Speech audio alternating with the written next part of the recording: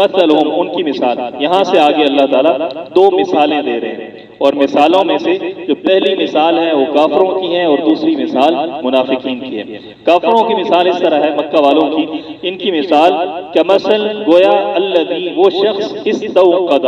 جس نے جلائی نارا آگ، یہ جو وقد آگے آئے گا وقودها الناس، وقد ایندھن آگ، تو جس نے آگ جلائی، فلما پس جب اضاءت روشن ہو گیا، ما حولہ جو اس کے ارد گرد تھا، آگ کے ارد گرد کا ماحول جب روشن ہو گیا، ذهب اللہ لے لیا اللہ تعالیٰ نے نورہم ان کے نور کو اللہ تعالیٰ نے کیا کر دیا، دور کر دیا، اللہ تعالیٰ ان کے نور کو لے گیا، وترکہم اور ان کو چھوڑ دیا، فی ظلمات گمراہی کے اندر، اندھیروں کے اندر، لا یبصرون وہ دیکھتے نہیں ہیں۔ آگ جلانے والے یعنی کہ آپ صلی اللہ علیہ وسلم نے آگ جلائی اور اسلام کی وہ روشن کیا، چراغ روشن کیا،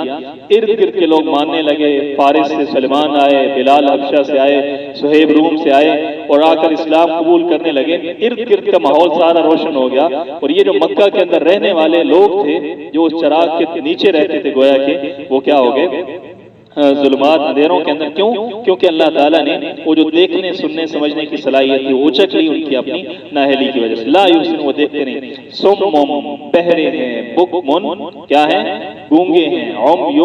اندھے ہیں، فہم پس وہ لوگ لا یرجعون لوٹنے والے نہیں ہیں، یعنی کہ دلوں کے اوپر مہر ہے اس لیے لوٹ کر نہیں آئیں گے۔ او کصیب یا پھر مثال ایسے ہے کصیب جیسے تیز بارش ہو من السماء آسمان کی طرف سے، یہ منافق کی اللہ تعالیٰ مثال ہے، فیہ اس بارش کے اندر ظلمات اندھیرے ہوں، ورعد کڑک ہو، وبرق اور بجلی ہو، یجعلون یہ کر لیتے ہیں اصابعہم اپنی انگلیوں کو فی آذانہم اپنی کانوں کے اندر کیا کر لیتے ہیں، انگلیوں کو دے لیتے ہیں، من الصواعق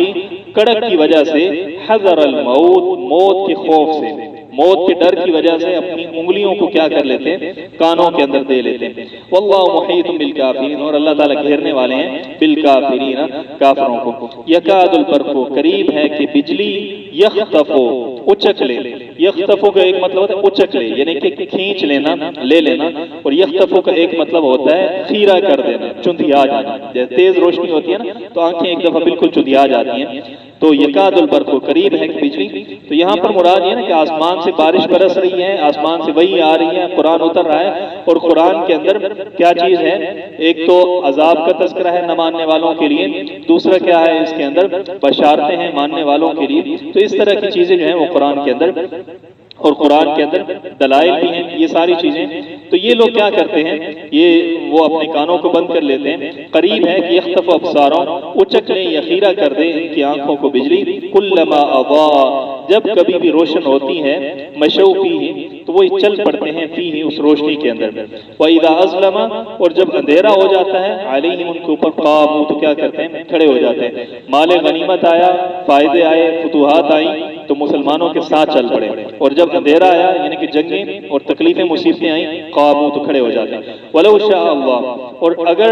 اللہ تعالیٰ چاہے، لَذَهَبَ تو لے جائے بِسَمْعِهِمْ ان کی سماعتوں کو، ان کے کانوں کو، وَأَبْصَارِهِمْ اور ان کی آنکھوں کو، ان اللہ علی کل شیء قدیر بے شک اللہ تعالیٰ علی کل شیء ہر چیز کے اوپر قدیر قدرت رکھنے والا ہے۔